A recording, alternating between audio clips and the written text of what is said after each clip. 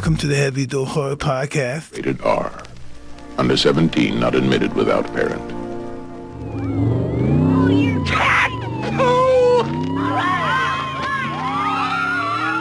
All right. This is the Heavy Door Horror Podcast. My name is Heavy Door Dan, Ganja Zombie, the original Bobby Lon John, the radioactive one, coming to you on August 19th, 2025 from my palatial suburban estate here in tropical City of Union in the free-thinking state of California.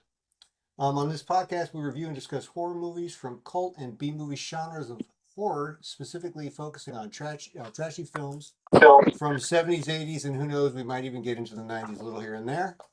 This week's movie is 1990's Nightbreed. And before we get into the movie, let's go around the padded room for our safety and introduce the regulators. Let's start with... They're here. Let's go ahead and give it up for Eddie Eddie D's in the house. What's happening, Eddie? How you doing here on Tuesday night? What's happening? What's up, guys? Doing good. Ready? Life is good. Yeah. No complaints right now. Hell yeah. Just vibing and ready to get into this podcast. This was a very interesting film this week, and Yeah. This is going to be interesting for sure. Sorry, I had to turn up my volume there. All right, thanks, Eddie. Let's get moving on. No over. Hey, Eric. How you doing, Eric? Eric, Doing well. Doing well. yeah. Doing well. Everything's doing well. And Sorry to cut you off there, Daddy. Oh, no, you're good. San Francisco doing good? What's the weather like? You guys break 70 today? Oh, that's fucking gorgeous today. Yeah. Okay, all right. And let's move it on over to... Now, Kim Hem, what do you have to say for how's it yourself? going there, Kim? Ham? Going good. Good? Beautiful day out there. Yeah. Boy, you guys, man, Yeah. must be in some nice places. You got anything special for us tonight? Just to doing good? Yeah. Yeah. Same old, same old. Sounds good. All right, and let's get moving on over to the last man on the alphabetical list, Louis. How you doing, man? Yo, what up, man? What up? Good to go? You're gonna get much out of me. Well, we'd like to get a little more than the usual, but we'll take what we can get. No, I'll save that for the end. Uh-oh. All right. Well, let's get into it. Again, the movie this week is 1990's Nightbreed. And we'll get into all the starrings and all that stuff later on with Louis and Eddie, but a couple things I wanted to add at the beginning of the pod. I looked this up on IMDb, so IMDb does a 1 through 10, and the IMDb ratings at 6.5 out of 10 for Nightbreed. And then we got Rotten Tomatoes score at 56% by the critics and 60% by the audience, so it's kind of not really liked by the critics and or the audience. I mean, it's barely fresh, And then there's a website called Letterboxd. I don't know if you guys ever heard of this, but basically people can just write reviews, And it's nice because you get people writing reviews about a movie that or maybe have been forgotten or whatever. And this movie is in there. 270 people rated this at a 3.3 out of 5. Well, so it's pretty average. Average scores all around. The alternate taglines were okay. The first one was "At last, the night has a hero," which I thought was stupid. Lori thought she knew everything about her boyfriend. Lori was wrong. And then the last one was "Come Meet the Dead of Night." That's just tacky. And then for the international titles, Brazil was Raca da Treva, Raca de Norte, Criaturas da Treva. I like that. That's pretty That good. was long. I mean, I don't know what it means. Like, it means Night of the Creatures, Night of the something, whatever. Yeah. And in Estonia and France, it was just known as Cabal. And in Greece, also known as Cabal. And then I'm not even going to try to pronounce that because those aren't words. And then in Italy, it was Cabal. And in Spain, it was Razas de Noche, Cultures of the Night. And then real quick, just to answer everybody's question, a cabal is a group of people who are united in some close design, usually to promote their private views or interests in an ideology, a state, or another community, often by intrigue and usually without the knowledge of those who are outside their group. That's what a cabal is. So it's like secret society. Anyway, so let's get into the movie Nightbreed, 1999. Basically, we open up, and Eric, please feel free to pick up wherever I start to fumble. But basically, we open up with Sure. who was his name? Aaron Boone. Aaron Boone, Aaron having Boone. Aaron nightmares Boone. about a place called Midian. We see cave paintings, snake spiders, and there's a big chase sequence, and there's some porcupine person running around through the grass. We can't really tell. It's immediately turning into a Jim Henson nightmare, is some of the notes I put down. And basically, yeah, she's had recurring nightmares in this place called Midian. In this nightmare, there's a bunch of people chasing each other around. I don't know if he's in the dream or not. He wakes up and his girlfriend Lori's there, and she starts talking to him about going back to resume his psychotherapy with a Dr. Philip Decker. She encourages him to go back to see the doc. So Decker's been calling, something about a full moon. Next thing we see, he's actually on the phone with Dr. Decker. He's telling the doctor he's feeling good. And then we see the cheesy doctor in his dark room with his huge desk and the blinded out like curtains, and he's all cross-eyed with his eyeglasses. You notice this guy's cross-eyed with his glasses on, but when he takes them off, he looks like a completely normal person. I was watching. I noticed that. Yeah, I was watching this movie with Kelly, and I was like, he's a real kook. "Wait, who's that guy?" And she was like, "It's the fucking doctor, dummy." Yeah. So, and then he says, he looks into his briefcase and says something about God help us both. Meanwhile, we cut to a scene where there's a serial killer, basically sneaking. He sneaks into some family's house. I think they're having dinner or something like that, right? Oh yeah. The man of the house is sitting down watching the hockey game, and then the little son says he heard some scary man outside. The mom tells him not to worry about it. Yeah. And again, the lady says, "Go back to bed, Munchkin." And there's a dog barking. It's a signal, of course. There's more danger that no one's going to pay attention to. Although she does check the front door. Nothing there. She heads into the kitchen. She goes to close the refrigerator door, and we see, I don't know. I mean, I called him the Sandman, Bagface, Dr. Bagface. You guys tell me. I called him a fucking fake ass Leatherface. He's like a butt eye or some shit. Either like fake Leatherface, or I also thought of the Scarecrow villain from Batman. Let's just call him Leatherfake. Oh yeah. Yeah. Leatherfake. So his alter ego is actually named Kurt. That has thing a name with the button Curtis. eyes and all that shit, and the zipper on the mouth. Curtis. Yeah, the button eyes and everything. I like Leatherfake better. So when he's but that's good to know that he named his fucked up alter ego. He took it all the way, right? I mean, why do it halfway, So yeah, basically she gets slashed in the face by the Bagface man. Oh, excuse me, Leatherfake. And then we cut the scene to Boone's at work, and his girlfriend shows up, and they start making out, and he's like, "See you at the club," whatever that's about. So now we're in the doctor's office, and Boone's in what's his name's office, Dr. Philip Decker. Dr. Decker, who is a real, immediately I wrote down, this doctor's a real piece of shit. He's not a nice guy. Everything. Yeah, it's weird. Yeah, doctor's office. He starts talking about murders, and the police brought photographs, and he wants to show them to Boone. And the doctor's accusing Boone basically of doing the murders that he described in one of their prior psychotherapy class or visits. Yeah, prior to Boone walking into this fuckhead's Dr. Decker's office, he was like doing fine, and he walks in there, and immediately the doctor attacks him, mentally with these allegations, and he immediately loses it and has a breakdown. The murders on the tape, but Boone doesn't want to hear the recordings. He says there were 6 families in 10 months, Aaron, and the doctor, and he's like. And he's like, and he's like, the way they got killed is what you described to me. I know you did it. Yeah, so let's talk about Dr. Patient confidentiality,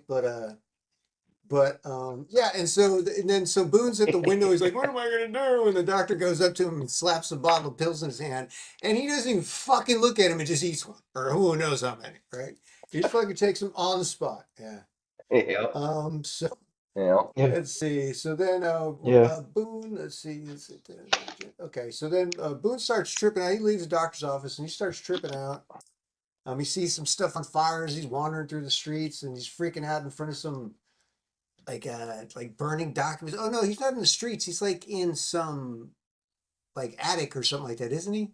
And he's standing over like a pile of documents and burning. You see burning passports and stuff like that. And he's tripping out. You know, he's having a psychedelic moment. And he's tripping balls. He sees himself come down the stairs in his underwear, and then he sees his girlfriend waiting in a bed. And then all of a sudden we hear sexy Egyptian music, and they have what I call shadow fuck sex. And they basically get it on. They're two shadow kind of misty personas. Nothing. Yeah, I really just- thought we were it's going to just- get to see our first pair of it's just titties shadow in that fucker scene, sex. but we didn't. You know, So didn't then- happen. and Didn't so next scene, materialize. we end up with now Boone's wandering around Yeah. all fucked up out of his brain in a nightclub, and his girl is the lead singer of some terrible band. They sound like they're horrible. They sound like, I mean, even for like 1990, they sound like fucking shit. And she's obviously lip syncing. And does anybody, and I don't know, does anybody catch the name of the band? Anybody know? Yeah, okay. Probably not important. Mm-mm. Nope. Yeah, I didn't. didn't put that much effort. Yeah. Yeah, it could be. And they might not. They might not have named you know, if you look it up, it might just be say like unknown. house band or something like that. So yeah, Boone's tweaking out, watching her, you know, lead sing or attempt to lead sing this terrible band, stumbles around the club, still tripping balls. And Boone leaves the club, girlfriend gets home and he's not there. She calls, leaving a voicemail. And flash cut to Boone, still tripping balls out in the street, and he almost gets hit by a semi. Scene. So now we're at the hospital. We're at the hospital. Yeah, we get to the hospital, right? Because basically, after the truck thing, he wakes up in the hospital, right? Yeah. Yeah. He and now that he's seeing the doctors, and the doctor's like, "What did you think you were on?" He's like, "Oh, my therapist gave me lithium." He's like, "Son, that was not lithium." He's like, back in my day, what we called that was a bad it's all trip. groovy, you'll be fine. But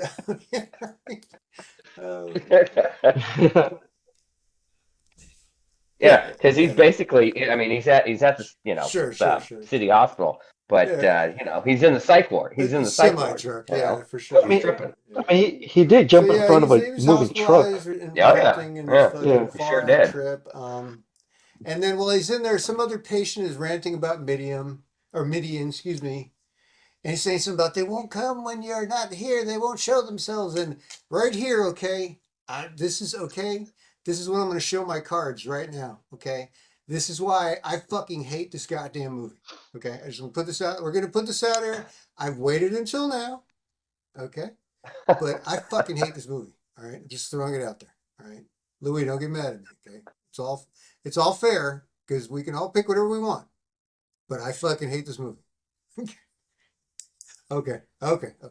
Hey, As long as- yeah, okay. I fucking hate the movie too. You'll see So later. this is where it turns into what I like to call, and I don't want to steal from another podcast, so I take my own here. I'm going to call this secret squirrel bullshit. So when they start talking about all the secret nonsense about a world that you know nothing about, but the movie you're watching is about that world and all the lore that goes along with it. Wonderful. But I don't know any of that shit. I hate fucking this type of thing in movies. Can't stand it. I can't stand it. So they said, yeah. I mean, they should have given you a little backstory before of said world prior to talking about Look. Yeah, I mean, or it's just implied that we're supposed to know what he's talking about. You know. Well, I mean, but there is a reason why. But again, we'll get into it. It's lazy. So It's and lazy. then he said something about they sent me to take you, but I didn't know where it is or something. It's east of the River Peace or some shit. He said the Peace River. Yeah, I don't know, dude. And then he proceeds The Peace to peel off River. his fucking face. Okay, because that was pretty cool. I admit. That was awesome. I'm cutting his face off. That was pretty great. That was Eric's favorite part. Now, did anybody catch that character's name? Because I couldn't, because there were so many fucking characters in this movie. Yeah. I wasn't sure Which one? who it was. The guy who I call he him. meets in the psych ward, who cuts his face off and then is around throughout the whole movie. He's a funny Oh, guy. that guy's name is Hugh Ross. Yeah, okay. In the no, what's his Yeah, character's from name? from the war Yeah. Narcisse. Narcisse. Okay. All right. Okay. So where are we at? Yeah, Boone right, drives, right. let's see. Boone drives to so what I call a computer graphics city, Midian. You see, when he first pulls into Midian, it's the fakest shit you've ever seen. I mean, come on, dude. Yeah, I mean, because when he's driving, it's like beautiful shots of Canada, like like on the highway. You see all the forests and the fucking mountains and shit, and there's snow. There's And a then scene he when he's pulls coming up around to the bend and you to see the graveyard you see where the whole Midian's Midian supposed to be. off in the distance, and it looks like the Magic Castle or some shit like that. It looks so. Yeah. It's it's really Yeah, bad. it's some of the it's early green screen for see, sure, or all he bad finds green here is a screen. graveyard, and he's wandering around, kicking dirt, whatever. The sun slowly goes down, and he decides to take a nap. So he takes a nap. Yeah, it's a place to take a nap, right? If there was ever a place to take a nap, Yeah, sure everybody is. else is doing that, right? Yeah. Yep. So next thing you know, a dog, boom, wakes him up. Yeah, cemeteries are Tacos pretty in his quiet face, usually. rah, rah. And so it's a great little dog. Yeah, for sure. Great little dog. That was a cute Yep, little definitely. Boston too. It's a good little So dog. that night Little he's Boston confronted Terrier. by So right as this goes on, as he wakes up with the dog and all that, he gets confronted by these beings I call Moonface and Fishface. Eddie, do you know their names? I mean, again, this just gets into the whole reason why I hate this movie. Oh, the Moonface guy is There are so many people in this movie. Many there's characters. so many characters. When I go It's through the cast, ridiculous. I'm gonna try to get through it as fast as possible because there's like 20 people here. The Moonface guy is his character is known as Boy, you know Kinski. what? I don't think we're gonna fly through this movie in an hour and 30 minutes. Yeah, of course it is. Okay, and then what about the fish? What about the guy he's with? Fish face guy. Sorry. He's got. Yeah. Oh, you mean the guy with the red face with the tentacles and stuff? With He's give me a second. I have it here. It's Peliquin. Peliquin. I mean, there are a lot of characters, Hold on. but he actually Is had that- more of a leading is that role. Like he had lines. Yeah, he's the one that's Was like. But isn't that what you Jeez, get when you me. cross a Yeah, pelican with a Yeah. He's in several scenes and shit, and has. Oh my god! You should know what. Okay. Well, Peliquin.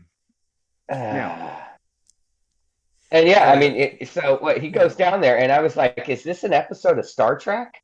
Because of the all that makeup and alien looking fucking bullshit. I was like, "What the Yeah, fuck?" Like some random character you find So in yeah, like it's the Next he's Generation confronted by Star these Trek. two Yeah, idiots who argue about who absolutely. he belongs to. Deep The Space Nine and Moonface shit. guy says to like bring him to the council or some shit, and then meanwhile the fish face guy wants to eat him. That much I do remember. And Well, and Moonface guy, I wrote down that he Yes. looked. Do you guys remember from the Yes. '90s? They had the late Yep. night menu at Mickey D's, Mac and the tonight. commercial on Yeah. TV was the Mac Moonface He guy. looks like Yeah. he looks like Yeah, Mac like, tonight. He looks like Mac tonight. Yeah, Mac Tonight. Mac- I couldn't remember what it was called, but I was like, God, it's fucking, it's the Mickey D's Good guy. deal. Man, That's that's McDonald's. But yeah, so the guy says something about God's an astronaut, and though he is not, one of them tries to eat Boone, and because the fish face guy is talking weird again, this secret squirrel bullshit. We get some glimpses of the underworld. These are people like with their hands on the cave walls and paintings and all this crap, and then Moonface somehow helps him escape. The fish face says something about how the natural can run, and this is where we learn that they call them naturals. Naturals, yeah. So then, so now we're outside. Right? the Yeah, humans graveyard. are naturals. Boone is confronted by the police. Mhm. What's that? Did it? But I think No, but I think they also called him natural because he didn't kill Oh anybody. yeah. I Right. mean, he was like, I killed a bunch of people, and then they were like, no, he lied to you. Was that? Yeah, I you think didn't every, kill anybody. Yeah, but so I still there's two think categories. I still think all humans, Yeah. the non-dead people, because they consider, everybody that Yeah. lives down in Midian is dead and is living again. Or all the humans are naturals, I think. But maybe Yeah, we're putting too well, much thought I think into there was it. two different that's what I'm saying is I think there was two different categories because he was like he didn't kill anybody and that's why he was a natural. That's why they couldn't kill Okay. him. Okay. I'm not sure it's either why they didn't kill him or the name or something like they And couldn't you kill know him what? because We'll, Again, we'll, this is a we'll lot of probably sacred never scroll figure shit, it man, I'm out telling because you. I don't think the movie knows either. Needlessly It's like, elaborate. yeah, it was like a lot of needless details, you know. The ones that you'd probably want to know Yeah. up Yeah. front. And you don't get the So details you outside the actually graveyard, Boone is confronted would by be police useful. who have been led there by Yeah. Dr. Decker. He tricks the police into shooting Boone. What's that? Don't Oh, just I'm gloss sorry. over that. Yeah. Yeah. He's like, I can talk him down. So Dr. Decker goes to the Yeah, cops yeah, when they're confronting Boone outside because they think he's killed those families and Yeah. stuff. So they hunt him down. The doctor goes to the cops. I'll talk him down. Let me go talk to him. I know him. He walks up to him Yeah. and then all of a sudden screams, "He's got a gun!" And the cops just unload on his and then the ass. doctor, excuse me, the Yeah, inspector goes over to him he and completely says, fucked him over. "Where's the gun?" Yeah. Reaching. Yeah. No. Yep. That was Yep. it. He said, well, he was Exactly. reaching So in then they're his in the jacket. morgue, and Lori's there to identify And that was Bill's it. body. We get gurney vision, which I added to the list. But we got a little bit of gurney vision there. The doctor and inspector are talking to the girlfriend. And then there's an autopsy. Boone is revived by. What's that? Yeah. Yeah, he just keeps showing it. And I wrote down, why the fuck is Dr. Right. Decker in the interrogation room? Yeah. Like he wasn't her doctor, like it'd be like, get the fuck out of here, guy. I think he tried to say like he was a like really good at talking to people, and he was like, I'm a psychologist, so I know how to talk to people. Again, I go back to one of my first lines I wrote down. This doctor is a real piece of shit. Yeah, he is. But so there's an autopsy, and he is revived by the bite that he received in the graveyard. And then when they go back, they say, well, somebody's taken the body, right? So then we're in the doctor's in his office listening to recordings. And he throws the recorder up against the wall. I guess he's listening to. Yeah. And so they show the doctor's office or his house, right? And he's sitting at that table, and the whole table is like 10 feet long, and it's nothing but knives. It looked like his super villain lair. Well, we find out. Like, he's sitting there like I'm a super villain. It was wild. Fucked up individual. Yeah. He's Leatherfake all the way, man. He's Leatherfake. Shows a recorder across the room, and then whatever. Then the next scene, Lori is in a bar crying where she makes a friend. And I typed who is it? Cheryl. Sherry. Yeah, so I put that she made a friend. Yeah, but I said she's gonna die. Yes. I wrote that down immediately. Cheryl. And then they're not quite clear, but she's a hooker. Okay. And okay. I don't think so. I think she's just there, and I think she lives in that town. No, she just lives in that town, and she's probably been through most of the men, and the ones that are still there that she doesn't want to, and she's just on the prowl for new men. I guess so then in we a get, sense. so basically, And she finds one at that bar. Nightbreed who lived there. He is inducted into their society through their deity Baphomet. Boone is. Sorry, let me start that over. Boone goes back to Midian and he learns about the Nightbreed who lived there, and he's inducted into their society through their deity Baphomet. So they're basically underground. Boone's with the guy from the hospital, and Moonface takes him to a meeting And something about how the porcupine woman says that I dreamt of him.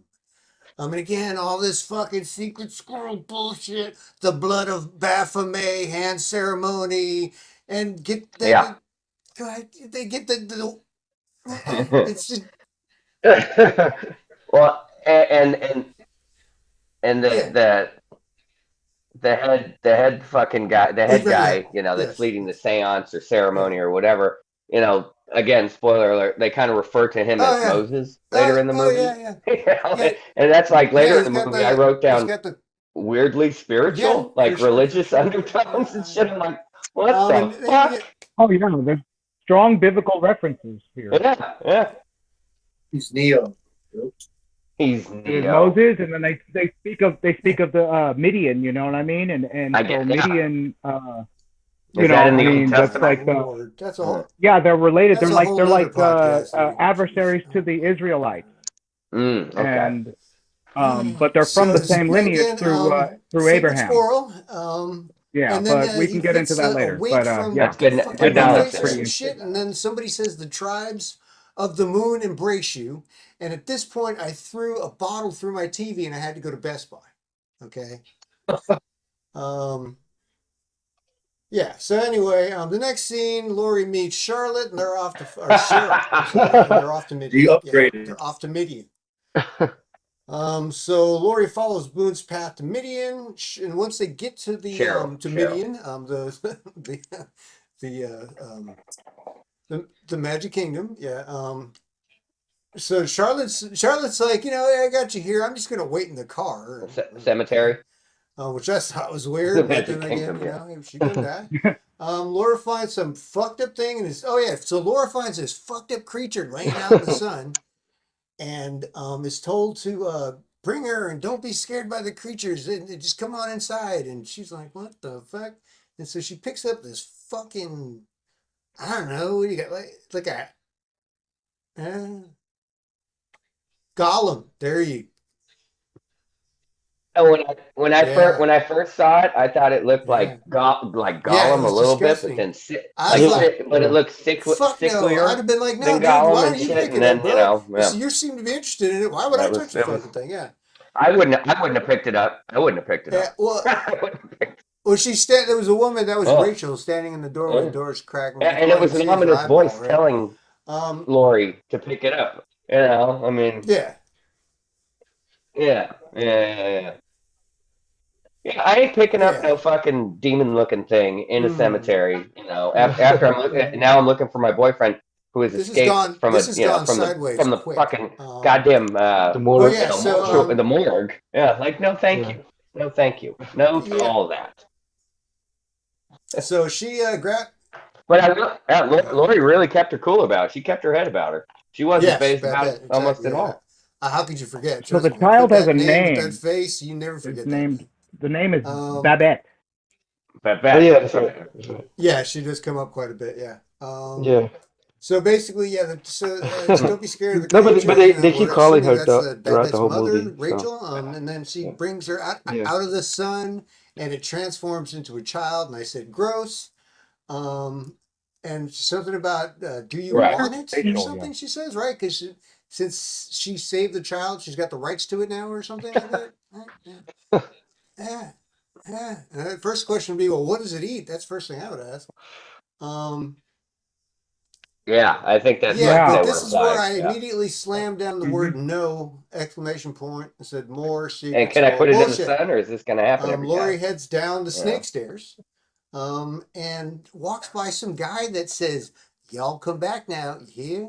What the fuck is that all about?" Okay, that doesn't make any sense to me whatsoever. Okay, and we get so y'all come back now, you hear? So we're back to the car, and Cheryl. I'm sorry. So Cheryl basically, yeah. So Lori runs out of there, runs back to the car and finds Cheryl. That character has a bunch of one-liners. Baghead, the doctor, comes out of nowhere, and the chase begins. Leatherface comes out. Leatherface, right? Comes out, and the chase begins. See, Boone finds his way Yeah, out to save fake. Lori because Leather they're fake. trying to Leather hold him fake. or whatever, and he's trying to fight him off, saying, "I got to go save her" and all this and that. And yeah, it's a bit a natural. We don't have time Well, for the because natural. I mean, they were saying that because now he's part of the So, tribe. but he Like fights them he's off. not He goes supposed to save go worry Lori just about in the land of the time. living. The Really. doctor runs off, So and Boone turns into a Nightbreed. yeah, right. And he's like, and he starts running off to get him. Right. Let's see. So she's let's see. So we're at where are we at, Eric?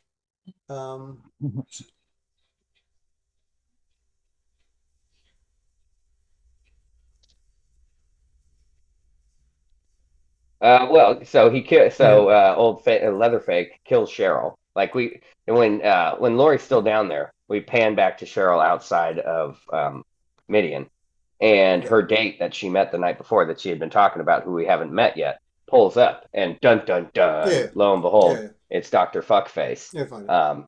And he comes up, and Yeah, she's like, and "Oh, what are you doing here?" And then he proceeds Don't to we go murder back to- her, basically. And then when I Lori comes thought- back out, yeah, he goes after her, and that's when we find out all that bullshit. Yeah, well, And then don't we go there was a part to in here where there were more Dr. Midian politics Fuckface, about the natural. And they kept saying going something to about some the old natural, and man's store, said, like gas 'cause I had to station? entertain myself. Or is that movie was late? so That bad. might It's be like a Robert scene Redford. after. And then we see Baphomet all of a sudden, right? That's Okay. when they first show Baphomet, and he looks like, yeah, he looks like some cheesy logo from like a 24-hour fitness center or some shit like that, right? Right. Yeah, it looks goofy, man. That's their deity, right? Their god. So yeah, so we get to a scene. The doctor goes to the gas station, uses the phone, and he asks who's buried in Midian. The old man says nothing but dead folk, and the doctor acts like he leaves, and he sneaks back in. Meanwhile, we get it back to Lori's down below now with Rachel and Babette, and there's a lot of secret squirrelisms going back and forth. Babette shows her. Yeah, he did. I can't remember what it is. I can't remember. But basically, they're just. Yeah. Yes. That's what I was just going to say. Yes. And they just It's chaos and torture. You're literally so many walking as they're through walking like a through hallway that is Midian, like down below. Iron Maiden, So Slayer, many and characters. Metallica album covers. I mean, it's come like to life. endless. Come to life, It's basically, fucking just everywhere, endless, all the way man. down the hallway. That's what I put down in my notes. I mean, it was, you name it. I mean, they had isn't this when we see the Rastafarian Nightbreed rolling a joint? Is that later? Okay, but there is that. That's a great catch, Eddie. That's a great catch. I think that might be a little bit later, but yeah. There was one. And there's one character that's like all like body and legs and everything, and its head is gone. Its head is like in its stomach. head is like and then that was it's wild. it's like Slayer Hell Awaits. Visually it was it was overwhelming, I guess. So then we get back at the gas station. Now the poor gas station guy, he's minding his own fucking business, trying to sell some gas. Now he's wrapped up in fucking Christmas lights, and fucking doctor's there. Like, explain Midian to me, motherfucker. And like, I don't know, he tries to bullshit his way out of it, and the doctor gets pissed and stabs him in his chest, right? More or less. Mm-hmm. Yep. Yeah.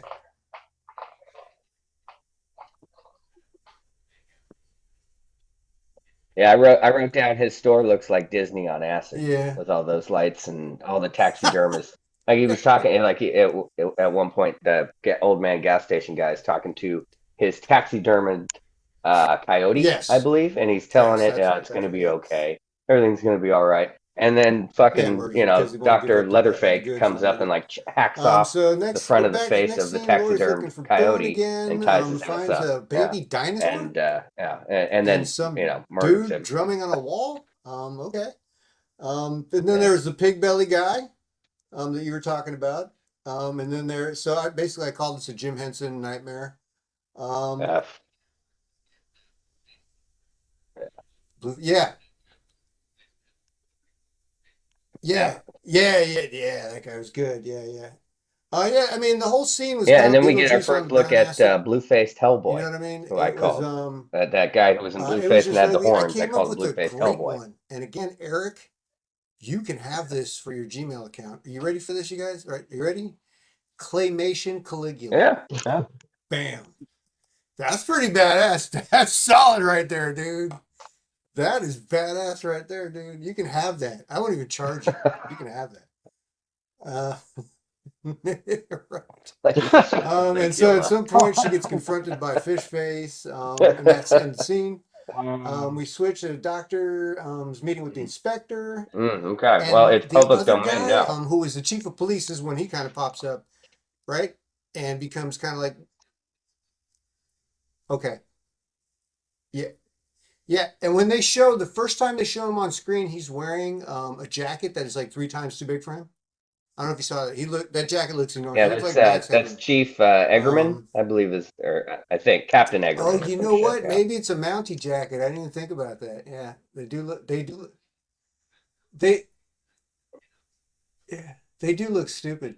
But we do love our. Oh, they do live in Canada. We love Daddy. It's we cold love up you, there, Canadian listener. They were Mounties, but yeah, they weren't Canadian Mounties. But Let's see. So let's see. Canada. So Lori's still They looking do- around I for mean, they're Boone, and Canadian. she goes What are you go gonna down do? some stairwell, and somebody says, "Oh, don't go down there. That's Do we? And not to leave the 51st state. No, we don't. So Lori's attacked, but saved by Tattoo Tits, is what I call the kid with the stars on his chest. And she sees Baphomet and Boone. And nobody needs you but me, and they leave the cemetery. I don't know what that was all about. So let's see. We're back at the motel. Wait, did I break this down? We're back at the motel, and the desk clerk drops the donut, and we see feet under the table, and a head, and that's Leatherfake stabs her in the chest. She likes stabbing people in the chest. Let's see. To the hotel. Yeah. Motel, yeah. Yeah. And Boone asks. Yeah. And Boone asks why is the place so empty, and she says maybe. Yeah, because he had tracked Lori, and obviously, he says to something about, said "I smell motel, and the next to thing lead we him see to them, Boone. they're snooping around where they're not supposed to be worked. snooping, It and we worked see perfectly. a house of cards, and there's dead people everywhere. Yeah. Yeah.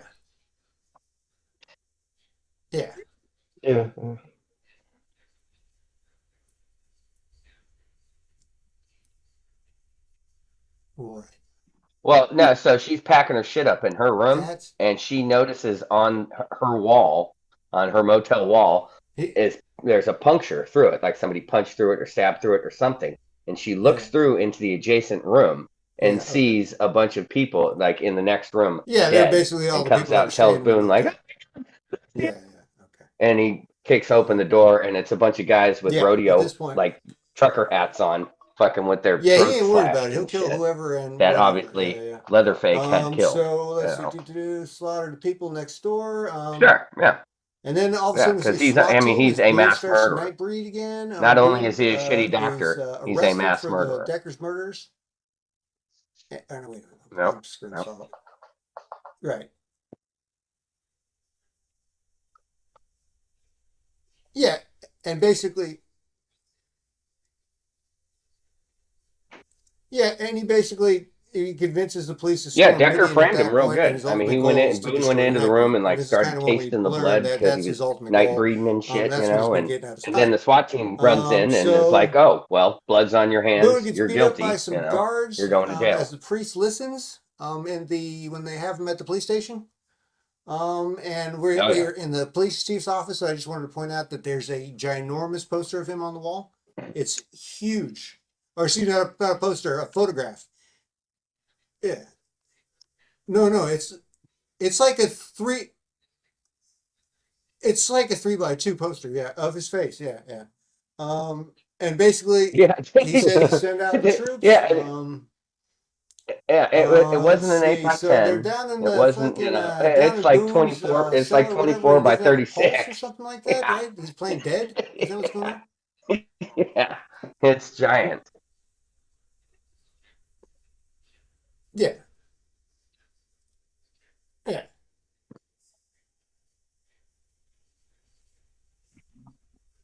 Well, the they send in the doctor when he's locked up to, just to check on him because they beat the shit out of him. And he puts a stethoscope up to his chest. So then we He goes, break and you to can tell he's a like, well, press that's not conference. right. There's a He lot grabs of his wrist to whispering check going for his on. pulse, and he's like, well, that's not right either. And Right? storms So into what the was the fucking press captain's conference kind office. of came and and it's went. Like it this was dude's very dead. uneventful. Like right? he's walking around, but he's dead.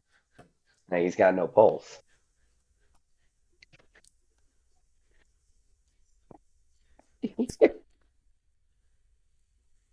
Yeah. So yeah, I mean, well, so the chief, Doc or Captain Eberman or whatever his name is holding a press conference like, "Hey, we caught the killer that killed all those we caught Aaron Boone that killed all those people, right? We got the serial killer." And then somebody else comes in and they're like, "Is it?" Or if a reporter asks, "Is this the same Aaron Boone that was killed by the police at the cemetery like a week ago or a few days ago?" And he immediately goes, "What do you mean?" Like, because he had no idea he So had the already police been had the killed. Midian, the cops So, had the Midian, the underground everything's stays going to quiet, hell the at this underground point stay quiet. because now he looks like an asshole. He's like, The "What do you mean you cops do caught this like guy? this He's whole already their whole dead." SWAT team does like You a know? whole nothing to see here, guys. I guess we'll take off. Mhm. Right? I was Correct. like, are you Correct. fucking who the fuck wrote that, right? I was like, so they basically tried to give him the old okey doke and make the undergrounders think that the Nightbreed folks think that they're leaving, which I thought was yeah. Yeah. Yeah, so they grab Star Tits and they drag him out into the fucking sun, and he starts to burn basically, and he explodes in the sun. Yeah, and yeah, And and as they that yank goes down, one somebody of the through cops starts like the throwing up in the doorway. background or something like Like they're that. like, "Oh, we're leaving," and then immediately grab Now somebody. we have That was pretty militias in the hilarious. town are starting to assemble. Gun guy shows That's off right. Yeah. hardware. Rachel picks up Lori. Several Nightbreed break Boone out of jail and enlist his help. A chaotic battle ensues. Between Nightbreed Oh, and yeah. police. It's all smoked up. Cops kill other cop by accident. We get little sweaty titties as the chick comes running out, all freaking out. It's Rachel, right? Yeah. Yeah. Some shit. Yeah. Yeah. Yeah, that was the hedgehog lady, right? Or right. Oh well, yeah. You mean when they're breaking him out of jail? Yeah, she can change herself into like and- smoke or mist And or Lori something. rescues Oh, So she Boone, goes and through they the start to steel. make She goes out. through the steel And Boone door starts to and comes Nightbreed, out. so I When she guess when he comes gets out, she's horny, he butt gets naked Nightbreed, man. and You know great what I mean? shot of her titties. So, And the Yeah. cop on the other side of the but he's door like, is no time for mesmerized, hoochie and coochie, man. We got to then get to Midian, right? So they head back to the cemetery, and the well, battle no, continues. Yeah, to give them The priest kiss is of standing death. around talking about how this shit ain't right. Something ain't right. You guys got to stop doing this. I guess so.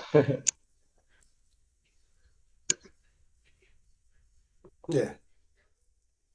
Yeah. Mm-hmm. Right, because he's the. I mean, when they introduce the priest, and then as it progresses, he's the first one to start saying, "Well, Midian was a place, in the in the Old Testament where they start to bring in all the Bible stuff, Yeah. all that kind of Yeah. all that kind of jazz." Yeah, And yeah, kind of, these yeah. militia and police officers are. I mean, I don't know if Oh, you can yeah. call it Oh, murder yeah. since technically these people are already dead. No, it's almost It's almost like but they are like annihilating racism a in race some of ways, whatever you want to call. you know what I mean? It's It's genocide kinda, basically, and Very it's excited and very, very excited to do so. oh, they're enthralled. Yeah. They are And ecstatic who are they bothering? that they're getting a chance. Yeah.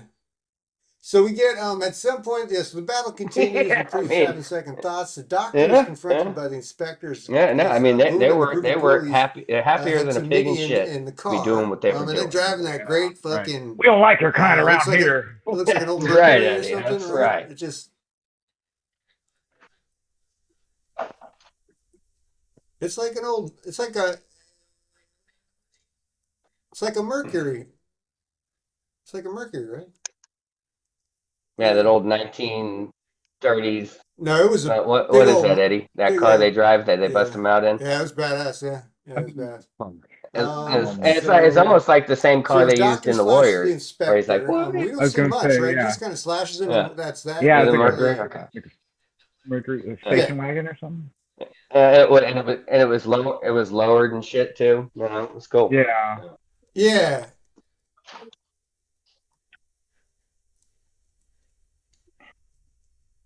Yeah. Yeah, you mean the black inspector that Well, yeah, Yes. No, Oh, he gets him good. He's like, That's what it hey, is. Good call. I got it's a little something for you to mental. see over Good here. shit, Eddie. Good shit, Eddie. Yeah. And then he walks up to the passenger seat, picks up and looks at and sees the mask, sees the leather fake mask, and was like, "What? Yeah. What the hell is this?" And he's all, Oh yeah. "It's a knife." Knife to the chest, motherfucker. Yeah. For sure. I really thought that black inspector because he's one. Yeah. He's in Yeah, I it mean, for considering how the crazy credible. hillbilly So rednecks they- that are now hunting Midian and killing all this. He's At in this it point, before, they- I mean, he's At this hunting. point, they blow. Yeah, he's they blow up investigating. Midian. The explosion is so Boone bad that prior like, the earth is to cracking going up open. to I don't know Midian what and all that fucking- shit. So yeah, What they and yeah, he used kind of on had an that shit, but uneventful whatever. death. Boone's arguing had with it the coming, holy though. man about the safety. He had it coming. At one point, I He had wanted it to mention coming. we see a black I helmet. like your attitude. I didn't feel bad about that Or one. should I say? I'm sorry. Should I say we saw an African American Conan? Oh yeah. Well, Canadian, African Canadian. He'd have been an African Midian Canadian Conan. Okay. Yeah, let's see. So the Boone basically starts arming the fucking Midians with pieces of wood. No, he would have been Canadian. Canadian. Yeah, he would take his African Canadian. African Canadian. so stupid. Here's a 2x4. Yeah. All right. Yeah. Going So in. yeah, Doctor, Leatherfake chases Lori around the sound stage because it's basically just a big sound stage. No, They're just running around the big you sound gotta stage. fight back. Fight, and Boone if you're not gonna saves- do it for yourselves, do it for your children. Yeah, Boone, Come Boone on. let's see. For your Lori children. saves Babette again at some point. Boone saves the priest, and as the priest again is having a change of heart, we get Porcupine Girl Yeah. is trying to seduce some of the men by doing a Probably in sexy Edmonton. dance. I said not hot, not hot. No, not for me. No, not for me. No.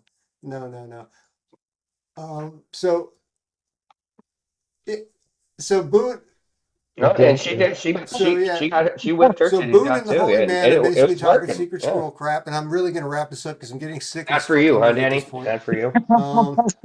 So let's see. But it worked. It Holy worked on Man those gets shot guys, in the and head, then like, she right in the porcupines them. She just and the You know, berserkers Lured the hell out of that one everybody, dude. and then all of a sudden Yeah, everybody man. starts retreating because these fucking berserkers are a bit much to handle.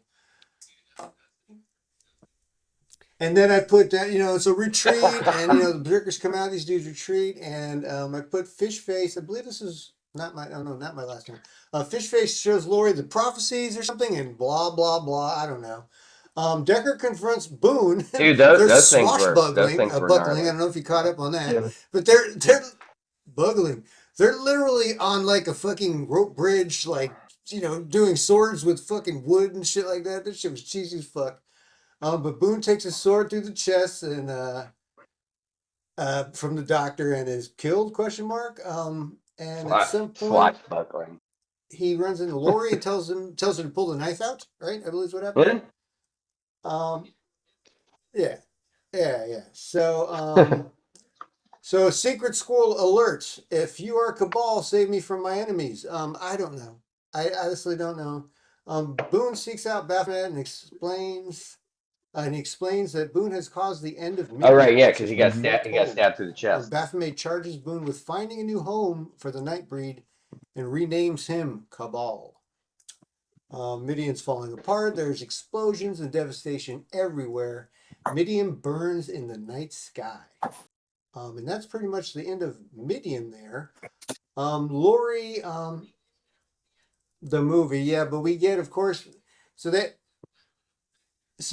is trying to drop Lori like a bad habit, because he's like, look, I live here now, you live out there, like, I got a girl in here, you probably got a guy out there. I've seen. Which probably should have been the end of the I movie. met like a really cute, Yeah. porcupine. They could have just wrapped it up right there. So let's see. Boone's trying to drop Lori like a bad habit, but she ain't having it. And he's all like, "I'm gonna call you. I swear." don't You're you? alive. You're Keep alive. ready." I'm dead. Your parents are Jewish. Well, My right, parents are He's Catholic. like, It's not "But going if to you work come back out. here, You know. I ain't gonna call you. All right. I ain't gonna call you, right? Yeah, you know. I'm gonna call you, but if you come back here, I ain't gonna call you. So determined to stay with Boone, this fucking psychopath bitch fucking kills herself. All right, I'm gonna write you, babe. And I'm Boone like, should how have been long? like, man, he's dumb, and He's just like- left.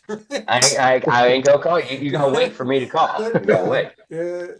he bites her in the neck, Yeah. and you notice, and he Good doesn't call. bite her at an angle. He bites her with his head upright, which I thought was kind of weird looking, man. You know, like instead Yeah, of like he this, did. he bit her like this. You know what I mean? I don't know. It looked weird to me. But And no, she he wait- decides yes, to bite her in the 1,000,000,000%. fucking neck. And she wakes and up try and to she bring her back says, to life. "You said you'd never leave me," and da da da. And I wrote. I did not. Yeah, and I notice wrote that. cheesy. And finally, just to wrap it all up, in the ruins of Midian, I think I was pretty much done Ashbury, with the like we're movie supposed to know at who the that point. fuck but- that is, stands in front of Decker's corpse and states that he wants vengeance on Baphomet and the breed. When he presses Baphomet's blood to Decker's wound, And now he I never springs will. back to life with a scream as Ashbury Yeah. repeatedly hollers, "Hallelujah!" I don't remember the hallelujah. But the dead doctor, yeah. Oh, really? That's the guy with the slits in his face? No. But I thought Ashby got shot in the head. They brought him back to life, right? Mm. No. Ashbury's the priest. No, the priest that had to change of heart got shot Yeah. in the head. No. The That's priest got him the at the priest. end. The Yeah. priest. You know what? This movie's so horrible. No. No, you you No, mean, you mean Ashbury's the the guy that- Moses looking guy? Honestly, The I don't even know why Moses I'm looking asking. Uh, So Decker springs back to life. Yeah, so basically, No, the no, doctor wants he revenge. didn't get No, shot. he, in the get, he gets the cauldron of He fucking strangles the Yeah. dude there at the spiritual end, water and then we see thrown the on him. Nightbreed Yeah. will come. On And his the whole, whole, Yeah. his whole all of Let's face. that. see. And then we And see the that's why he Nightbreed ends will up come like- for us. His name is Cabal. He will come in the next wind. Secret squirrel. And then there's a pretty cool credit sequence at the end that I will give it up for. I thought the credit sequence was, Kelly was like, "Oh, the credit sequence is nice."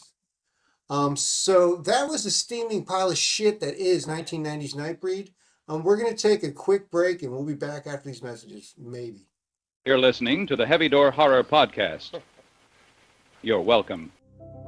I'm important. I have something to say. Don't be a coward, son. Speak your mind. Was she a great big fat person?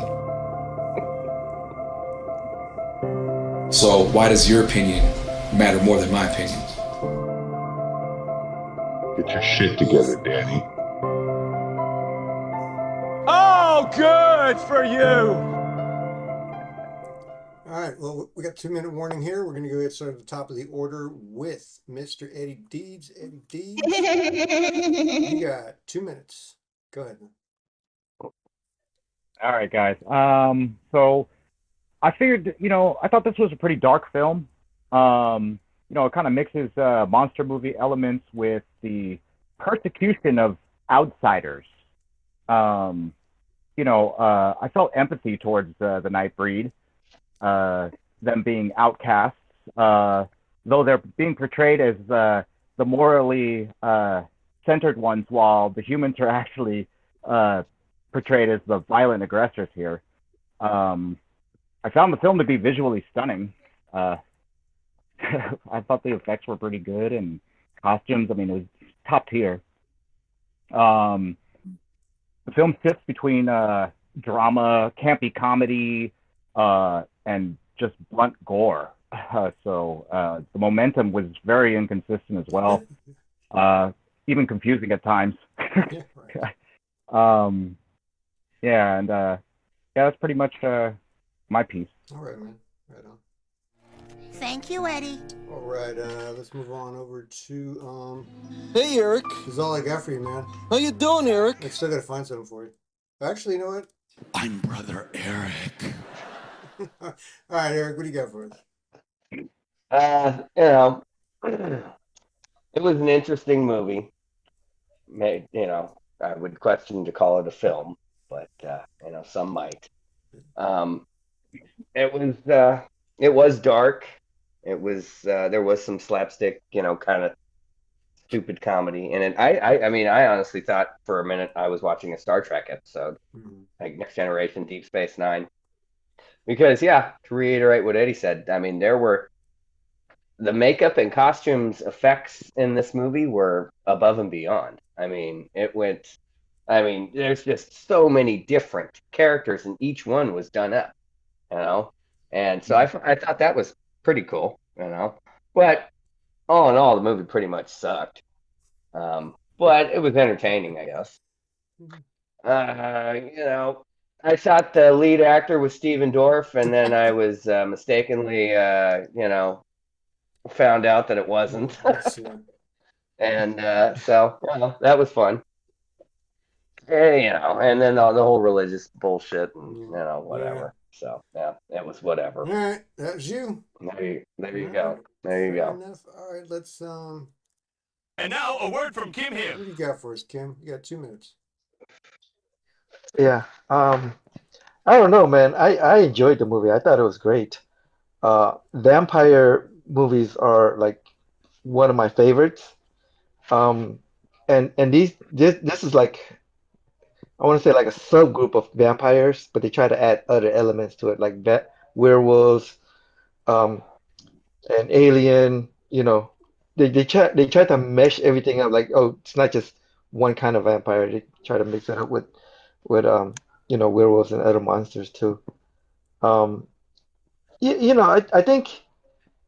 think it could have been better executed, but like Eddie said, they tried to make the monsters the more humane group, and the people more as the aggressor. But that's kind of how most monster movies are, But I liked it. I mean, I don't know. I liked it a lot. I don't know why you guys don't like it. Maybe you don't really get it. Okay. Yeah, I don't get it, Kim. You don't get it. All right, pal? Kim's like, Don't act like you're not impressed. I liked it. It reminded me of like the Lost Boys and werewolf That movie movies. was way better. Yeah, wait. Oh yeah, no. I mean that's a mainstream high production movie. This is a It wasn't really when they made it. yeah. But we agree to disagree. I mean, this was. Well, yeah. And that's why we're doing this. Yeah, so I think what happened was maybe they just didn't really get their story straight. Like they didn't really they tried to create like a new category of monsters, which is like part vampire, part werewolves, and they just couldn't execute it right. But I don't know. I thoroughly enjoyed it. I thought it was great. Hey, Kim, you know what? On a side note, maybe you're the man to execute it correctly. You're just the guy. I don't know. Just got to start writing your script, pal. Start writing your All script. right, let's move it over to Louis.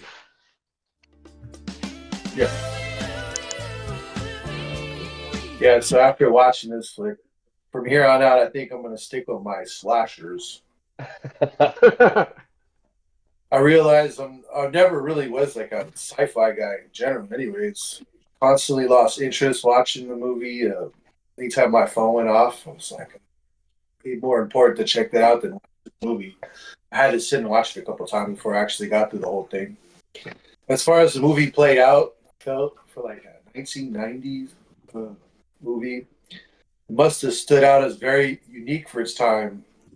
A lot of reviews say it was weirdly satisfying, but I feel like that's just horror movies in general. It had like Indiana Jones vibes mixed with Beetlejuice and Star Trek. The costumes were dumb. Yeah. Especially the one guy that kept reminding me of the McDonald's Moonface character from the late 80s. Yeah. Disappointed when it came time to fight. The humans were weak, and I was expecting more action towards the end.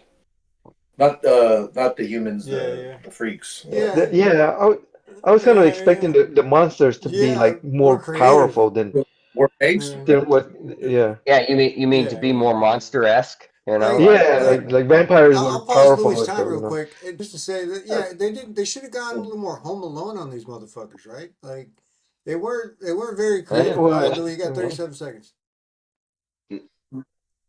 Yeah. Towards the end, And all of a sudden, the movie was over. But yeah, my bad. I'll pick a better movie next time. Sorry.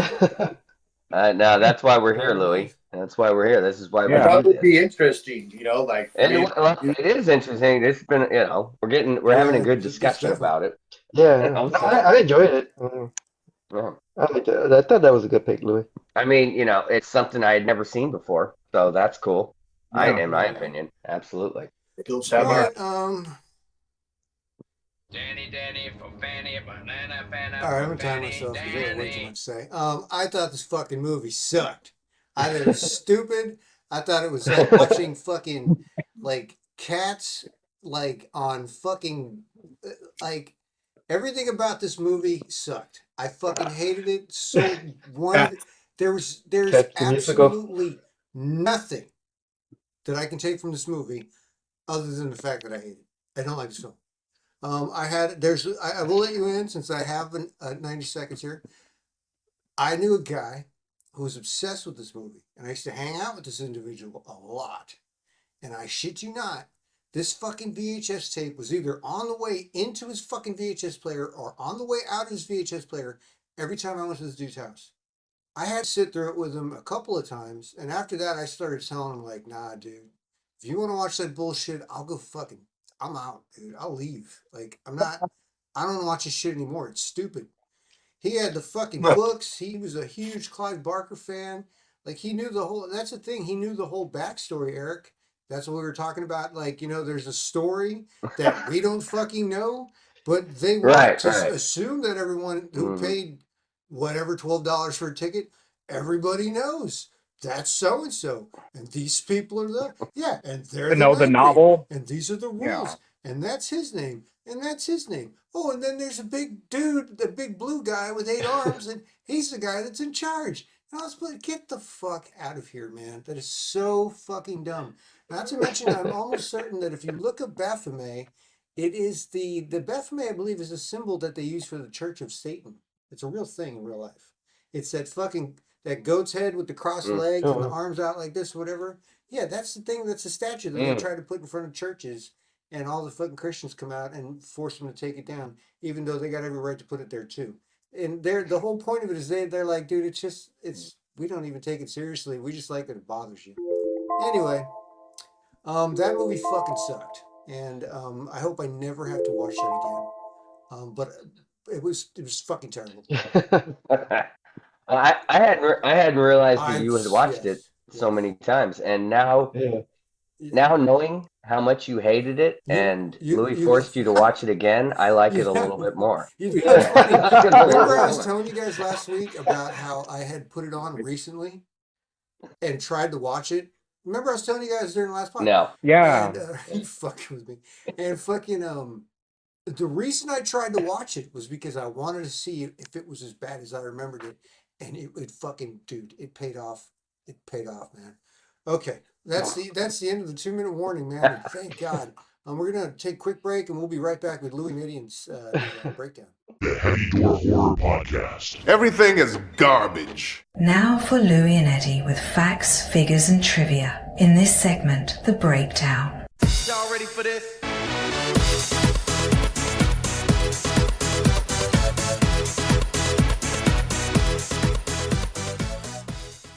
All right, well, let's take it over, or bring it over to Louis and Eddie and have them give us all the breakdown of the movie. And Louis got some trivia for us, too. Eddie, go ahead and take it.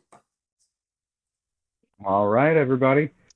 So we have Nightbreed, released February 16th, 1990. Now, we watched the theatrical cut, which is 102 minutes. I know there's at least 3 or 4 other versions. There's a 159-minute cut that was discovered in 1989, but wasn't really made public until 2009. Another cut, 155 minutes, the original Cabal cut, was released in 2012. And then there's actually the Blu-ray Cabal cut, which is 145 minutes. And I'm sure Danny loves the fact that there's so many versions of this movie. God. Probably watched all of them. I'm going to watch them all eventually. Yeah. All right. So written and directed by Clive Barker, produced by Gabriella Martinelli, John Turtle and Joe Roth with Morgan Creek Productions, distributed by 20th Century Fox. Budget was $11 million in 1990. Box office numbers came out to $16 million. In today's money, that would be $27.2 million budget and $39.5 million box office. So not a bomb. Yeah, that's not too bad. Yeah. All right, everybody. I'm gonna tell you right now. There's 19 characters I got to get through. I'll try to move through this as efficiently as possible. Starring Craig Sheffer as Aaron Boone, Ann Bobby as Lori Winston. We have David Cronenberg as Dr. Philip K. Decker, also known as Curtis. That is his leather fake. Oh, so that's David Cronenberg. No. That's David Cronenberg, the director. Not the director of Nightbreed, but the director David Cronenberg. Yeah. Okay. Yeah. Yeah. Okay. I didn't realize. Mhm. I didn't realize that. Yeah. Okay. Yes. All right. We got Charles Hayde as Captain Eagerman. That's the captain that was had allied with Decker. You got Hugh Quarshie as Detective Joyce. That's the African Canadian detective guy. We have Bradley Lavelle as Cormac. We have so I believe I can't remember. I think Cormac might be the guy who was in the little Disneyland shop. We got Hugh Ross as Narcisse. So that's the guy with the face thing going on. We got Doug Bradley as Dirk Lylesburg. That's that was like the elder. Oh yeah. Okay. The Nightbreed elder. Moses. We got Catherine Chevalier as Rachel, who's a shapeshifter. We got Bob Sessions as Patine. I think that might be the Star Titty guy. Okay. I'm thinking. Malcolm Smith as Father Ashbury. Oliver Parker as Peliquin. We have Deborah Weston as Daryl Ann. Mm-hmm. Did you say Did you say Nicholas Vince as? You said Cheryl Ann? Huh? You said Cheryl Ann? Cheryl Ann. They're here. Okay, good. Nicholas Vince as Mac Tonight. Kinski. Okay. We have Simon Bamford as Onaka. He was a tattooed member of the Nightbreed. Tim Robertson and Nina Robertson. So there were two different characters that played as Babette, Rachel's daughter. Yep. Christine McCorkindale as Tuna Sassy. That's the Nightbreed with the quills. We have Tony Bluto as Leroy Gom. He was the overweight Nightbreed guy with the tentacles that came out of his stomach. Yeah. And lastly, we have Bernard Henry as Baphomet. Oh right, yeah, because it does come to life a little bit at the end. Yeah, I forgot about that. Yeah, he does speak, and he does have a speaking part. Dude, like if you're of the right age, you could tell anybody that you played that role and be like, no, that's me. I mean, because you can't tell. It's just some dude with blue shit on his face, you know? Yeah. You'd be like, oh yeah, Right. no, I was in Hollywood. They needed an extra. It's a long story. Gary Oldman was supposed to do the part. I was there. It's just, dude, you could be like, I was Baphomet in that movie, 1,000%. All right, Eddie. I was hard up for money. I actually had heard they talked to James Earl Jones for it, but well, he yeah. turned it down because he was doing Hunt for Red October, and yeah. so I ended Well, up we doing see the how part. we see how that paid off. Yeah, he didn't get into that sweet. Nice. He didn't get into that sweet Nightbreed money. What else you got, Eddie? Is that all? That's it? That's about it. That's everybody. All right, that's it. And that's all for me for the. That was a lot. All right, man. That was a lot. Yeah, it's good. That was a lot. That was a lot of work there, Eddie. Yeah, for sure. So- Yeah, I mean, dude, that damn list. You're telling That's me. like reading off the roster for the fucking 49ers right there, man. Thank you, Eddie. All right, well, let's head on over to.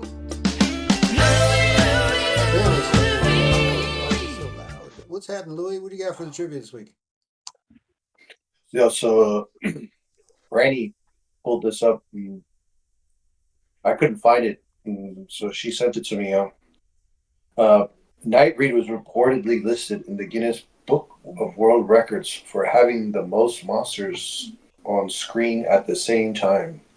It featured a vast array of unique and creative monster designs with almost 200 distinct makeup applications created by Image Imagination. All right. I believe it. Wow. Come on now. Don't act like you're not Right. impressed. Okay, these are my fun facts, starting with number 1. Halfway in the movie, a priest is called Pinhead by a cop. Not coincidentally, Pinhead is the antagonist. Is that what it's Antagonist. Antagonist, sorry. In another Clive Barker movie, Hellraiser 1987. Yeah, it's Number 2. the two worlds exist together. Yeah. Oh yeah, they combined or they're linked. Yeah. Number 2. If you were to follow the directions given to Midian from Edmonton, you would end up close to Fort McMurray, Alberta, in an oil patch. Remember you guys were talking about that earlier? How they cut scenes or whatever? Right? Number 3, the scene with the pickup truck crashing into Midian was done in a single take with a miniature for the pickup truck. So I guess like a mini fucking. Yeah, so they built a diorama or a small model of everything, and then crashed a Micro Machines or a Hot Wheel into the fucking thing, you know. Then it went into the ground and crashed. Yeah. That's interesting. Number 4, during the opening credit sequence, the camera pans over a wall with art by Ralph McQuarrie. According to the director's cut video commentary, this wall was broken into pieces when the sets were demolished. This greatly upset Clive Barker, who would have loved to have taken the wall segments home and preserved them. Number 5 is my final one. They promised a cleaned up version of the extended VHS work print dubbed The Cannibal Cut in July 2014. Fans were delighted when Scream Factory announced that the original film was found restored at 4K and recut under Clive Barker's supervision, ending a 24-year-long plea for the director's cut to be released in 2 packages in October 2014. Yeah. Wow. So there's a lot. There's a large segment of people out there, Danny, that actually really like this movie, man. I mean, obviously, obviously you had a friend that was either coming in or coming in. Special Olympics. There are a lot of people that try out, so. Oh, ouch! Timmy. Hold on, let me. Timmy. Well, that was. Timmy, no, Timmy. I'm sorry, I got sidetracked by my wise assery. Thank you, Louis. All right, let's Autobots, that's the breakdown. And Eddie is going to reveal the movie of the week. We'll be right back. Welcome back to the Heavy Door Horror Podcast. Have you never seen a horror movie? All right, and we're back with our final segment. We're here with the stats from the Irregulators. So let's give it up for the boys. Let's make some noise. And start with, let's go with Eddie Deeds. Eddie, in a word, how would you describe this movie? Messy. This movie was messy as all hell, man. It was all over the place. Yeah. It definitely was. As I explained earlier. Well, I mean, I started writing scene in my notes to differentiate when, the scene changes. And there's a lot of that in my notes. So that's just like back, forth. There's a lot of that, yeah. So speaking of scenes, yes, definitely. Speaking of your favorite scene, I'm speaking of scenes. What was your favorite scene? All right. So my favorite scene was when Shauna Sassy, the lady, the porcupine lady, she lures the cop behind the wall, he follows her for thrills, and then he gets the quills. That's, Very nice. that was my favorite scene. Thrills, get the quills. I like it. Get the quills. Followed her for thrills and got the quills. I like it. Yeah. Hey, she was hella funny though. She's just like, she's like doing all the little thing, moving all like. He was like just infatuated by her. Like, let me see some porcupine titties. She was doing her erotic dance. Yeah, she must have had some weird like mind power or something, because that dance wouldn't have done it for me. All right. It was the boobs, man. It was the boobs. Yeah, she was like, it was the lambada. It was like the forbidden dance. She like seduced him. Makes my side hurt. It's so stupid about that. Yeah. All right. How about your favorite character? And there, man, you talk about so many things to choose from here. Jesus. So my favorite character was Leroy Grom. You know, the guy with the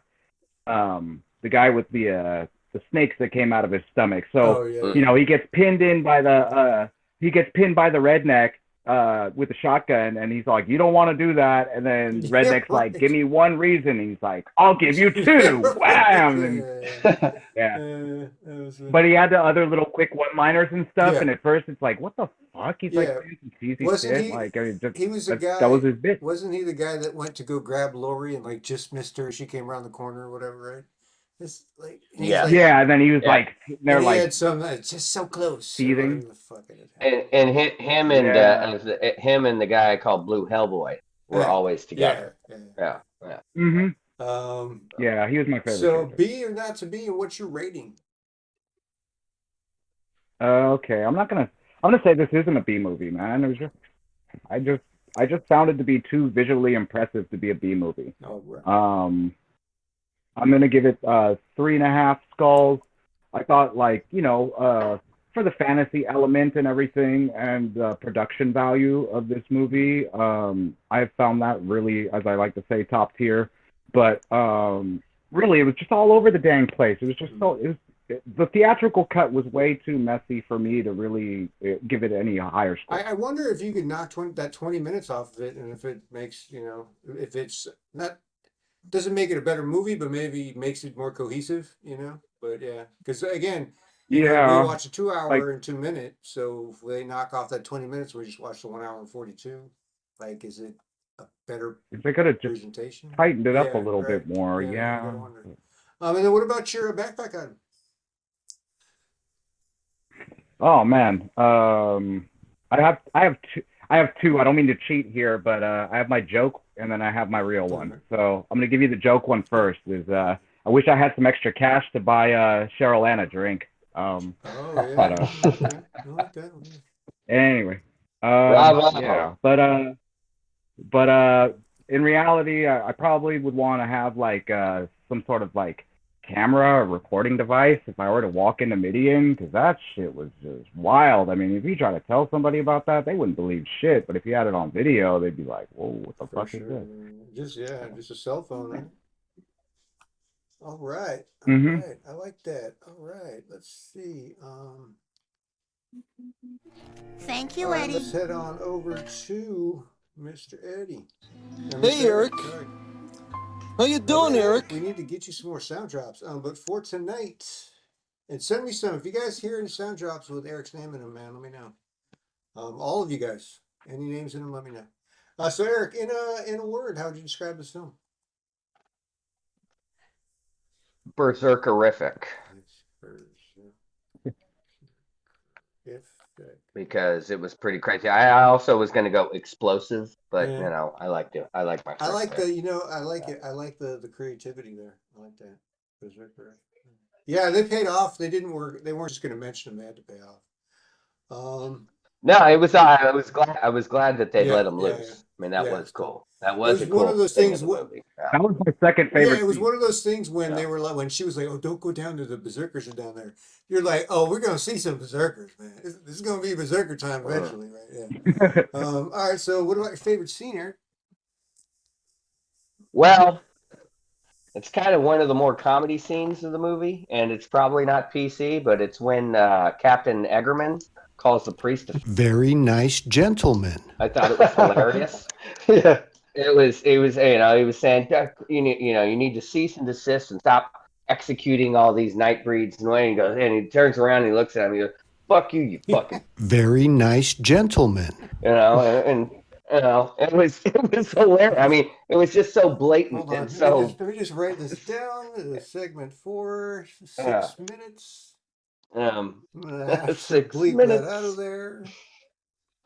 So yeah, I mean, don't let me don't let me forget that.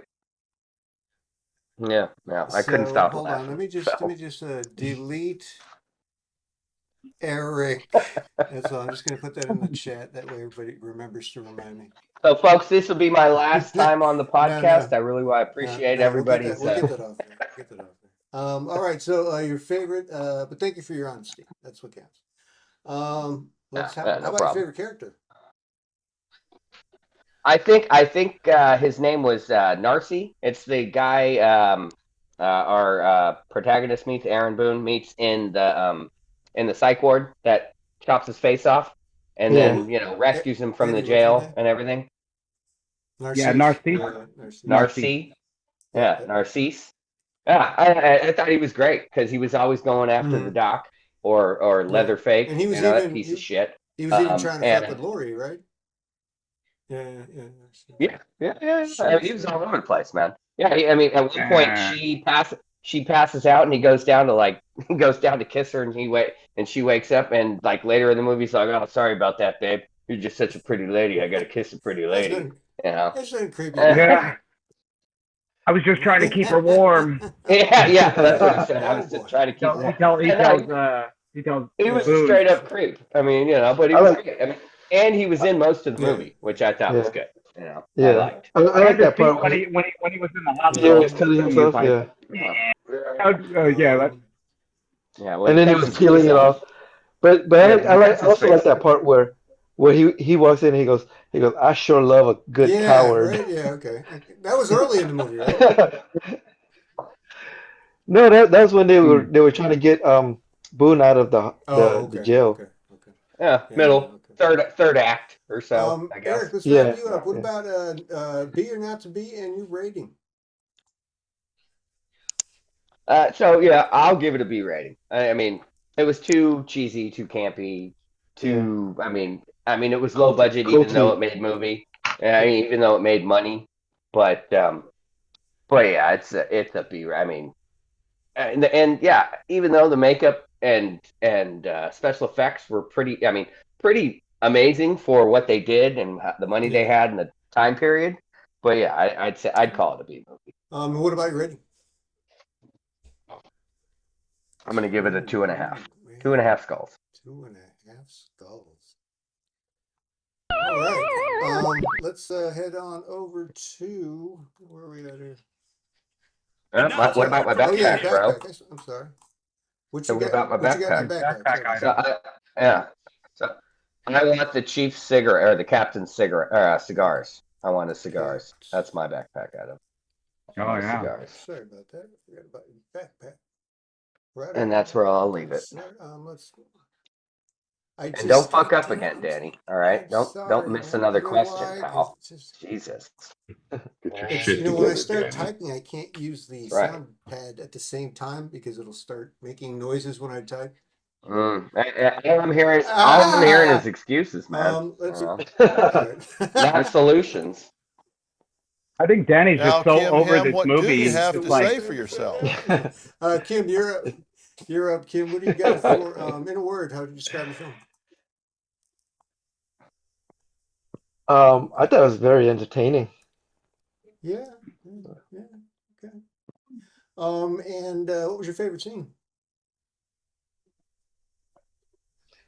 My favorite scene was when the mom turned into a fog, and then she came back and she bare-breasted. That was probably my favorite scene. Yeah. So you like the tits? Is that what you're trying to tell me? Kim? Yeah. Yes. You like the titty scene? Sure. Well, Kim might have people say that. I guess that's true. I get it. Hold on. All right. And then what about your favorite character? Yeah. I want to say the sheriff. He's kind of. He was funny. He was Captain bold. Captain Eggerman or Eggerman, whatever his name Yeah, was. like he just gets up in the middle of the press conference, like, Yeah. "Hey, look, Well, he fuck realized. you guys, I gotta at go that point, take he care of realized he business." got played, right? All right, and then your Yeah. rating, B or not to B, or in your rating? Definitely B. This is definitely a cult And then a what cult would you classic. give it as far as a rating? I'm gonna give it a 4. I liked it a lot.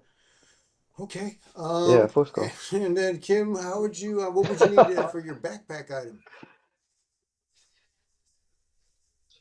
I really like those knuckle knives that Narcy had. Yeah, I like those a lot. All right. Good pick. Good pick. He almost killed somebody with it, but then he didn't, and I was like, damn, that was disappointing. I was hoping That was that gonna be that was the doctor, or yeah, old Leatherface. yeah, he was gonna kill him Dr. with the Decker. knuckle knife. Yeah, And and then he they were got like, away. no. But yeah, I was hoping he would Sure. use it on All somebody right, else let's head besides over himself, to Mr. Louis. Louis? Definitely. I'd know those hairy ham hands Louis, anyway. what do you got for us? In a word, how do you describe this film?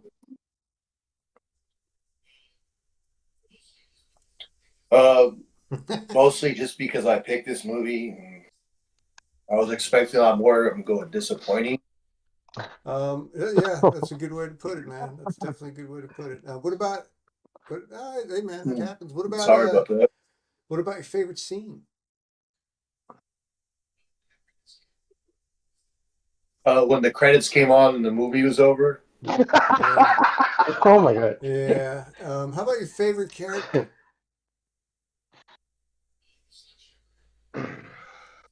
The slasher guy, the Leatherface button eyes. Dr. Decker. That piece. Yeah. Dr. I mean, I didn't like the doctor. yeah. I like. Well, it was slasher what's his guy. name? Yeah. It was, no. Well, no, but Leatherface. his real name is Curtis. Leatherfake. Yeah, but we'll call. His we'll put alter him down ego as is Curtis. for sure. And Eddie, just so I'm here, are you saying Curtis, like the name Curtis? Yeah, the name Curtis. That's so vanilla. So It is. I don't think it's listed here, or it was listed in the credits, but I don't think that they ever stated. I don't think he ever stated his name or anything in the film.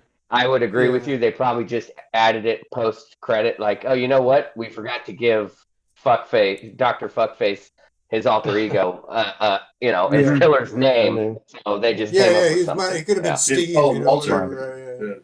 Call him Walter. Yeah. Could have been anything. Yeah. Could have been Joe Bob. They just shot a dart. They just shot a dart in the wall. And like, oh look, it landed on starting at wide receiver, Curtis Leatherfake. Okay. We got so where we at? Oh my. Maybe he'll play for the Raiders next year. Louis, your B or not to B and your movie rating.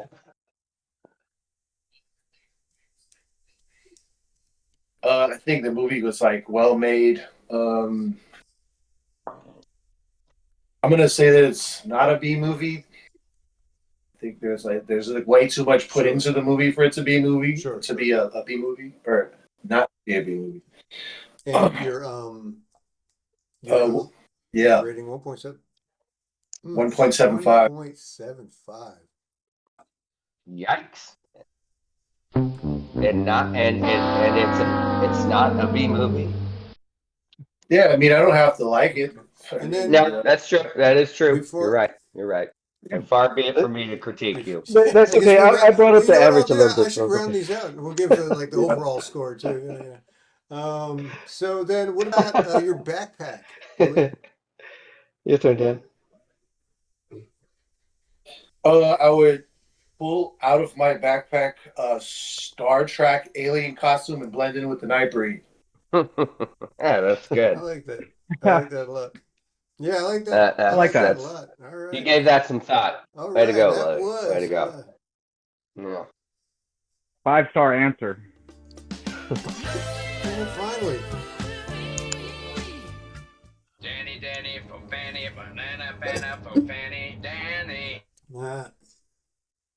All right, Danny. In one word, how would you describe this movie after you're done choking over there? Man, I mean, I want to be creative here, but I think we all know what words in my mind. You know, Oh, I can predict where you're going with this. I mean, I have an idea, but we'll see where if you go a different way.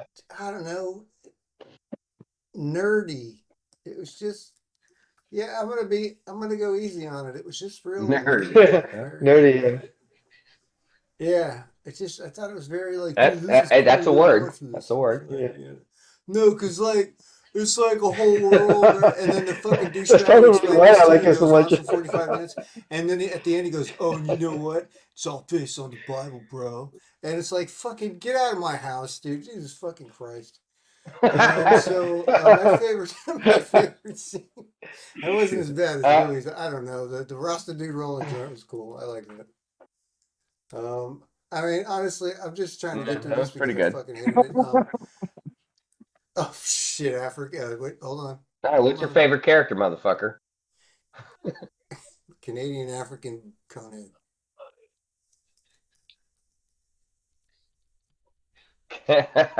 Is that how you would say it? African Canadian Conehead? African Canadian conehead. Oh, right. Well, we say African American, don't we? So you would say African Well, Canadian that's what he was. conehead. I mean, I right? guess if I mean, that's what you're going do I with. have to censor this? This is 1754. I certainly hope I'll not. have to think this one out. African Canadian Conehead, because that's what he was. I mean, I thought it was cool. I don't think anything. I'm not saying anything bad about it. As far as what are you trying there to was say? just one. Wait, There was which that one? one scene, Which one was probably in the African scene with Canadian all the Conehead? monsters in the Guinness Book of World Record, where they're going through the dungeon. There was a scene where there was a dude who was a African-looking gentleman who looked like a conehead. Yeah, he was there. Yeah, he's an unnamed character. Yeah, and it's just an extra. I mean, an extra that was done up. I mean, with probably 4 hours of makeup for the the but You know, Eddie and Eric, you yeah. guys should have been like, "Hey, kid." But he didn't have a speaking part or anything.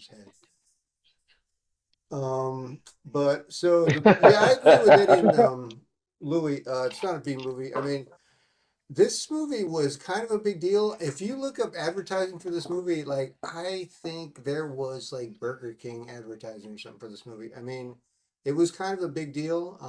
Yeah, there's something. Holy crap! Well, they really missed the beat with fucking Mickey D, man. Sure. You know, not going McDonald's instead of Burger King. Look hard on YouTube, there's some sort of crossover marketing with this movie and something very major.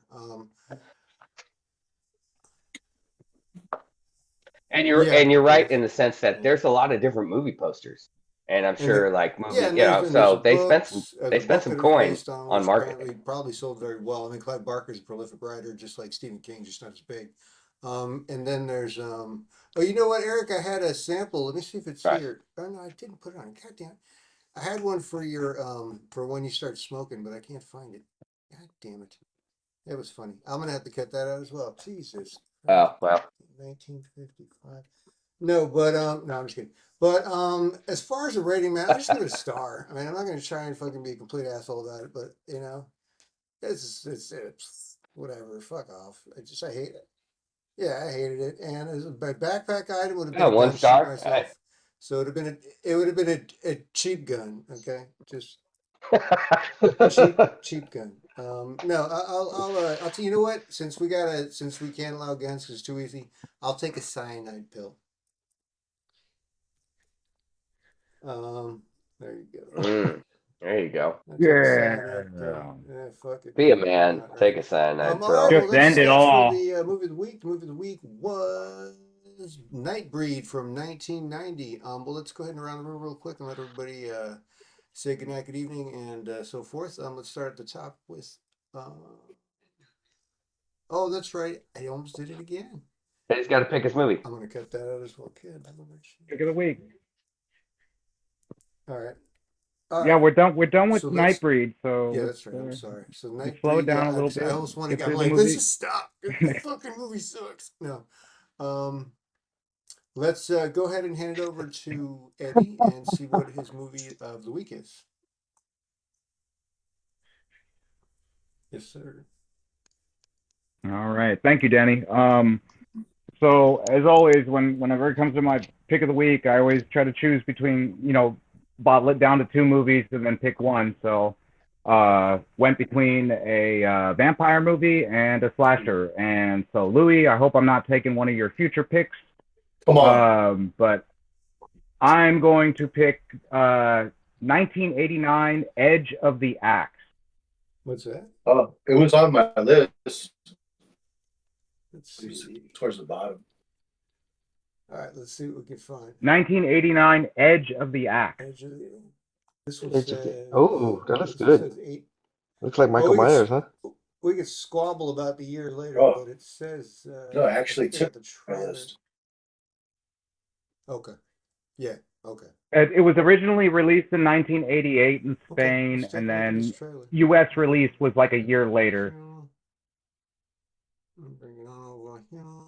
Can you guys see that? All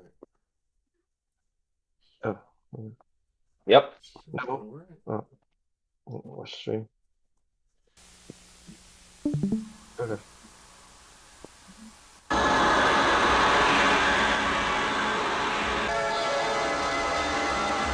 Six women, 1 man, all dead. Edge of the Axe. Gerald's a cool kid with a keen computer. Now that he's met Lillian, the lines of communication are definitely open. It's called Icarus. You can ask it anything you like. But the readout spells trouble. Wait a minute, what happened here? And murder is the mode. What shape is that body? Hamburger meat. A killer is loose, and the whole town's on edge. Edge of the Axe. Gerald, why do you have the names of all the women who were killed in your computer file? Ooh, she's coming this way. Bodacious tatas.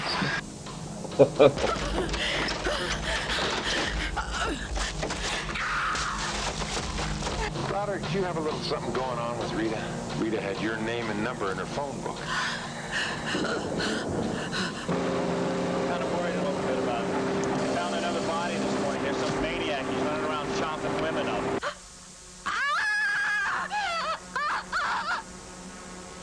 Laura's disappeared. What do you mean? She's gone. Who's Charlie? He's my cousin. The other night I asked my computer to check the hospitals to find my cousin. And they released him from a mental hospital 2 years ago in Patterson. You're spending too much time with this girl and those stupid games that you play. You know, you're gonna get in trouble and you're gonna have microchips for brains. Almost all the women who had been killed, they had worked in a psychiatric ward. Christopher? The situation is terminal.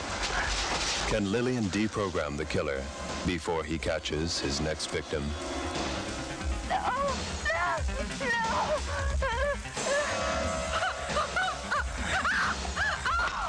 Well, now you got 2 more, Doc. I'll tell you, this place stinks of death. The other night I had a dream, and Charlie was walking towards me smiling. He was carrying a blood-stained axe. He said he was going to kill me. Charlie, is that you? Edge of the Axe. It's a great night for bad dreams. I love it, man. I've definitely never heard of that one before. All right. Yeah. Yeah, it looks all right. Great, man. Oh. Horrific. And yeah, it doesn't take place in like upstate New York or anything, you know. No, it's on the West Coast, which you know, so that's a little different. 1990s Nightbreed. Hopefully, we've done a service to the world with the warning. We're not professional critics. We just know what we like. Yeah, that's all. We just do what we do. We don't really care. Hopefully, we didn't offend anybody. No, we're just professional assholes. Whatever we that's did. all. I'll make sure to clean up. No, just kidding. But thanks for joining us. That was the Heavy Door the Heavy Door Horror Podcast for August 19th, 2025. Again, the movie was Nightbreed from 1990. My name is Heavy Door Dan. And let's go ahead and wrap it around the room real quick with the irregulators so everybody can say goodnight. Eddie, what do you got for us?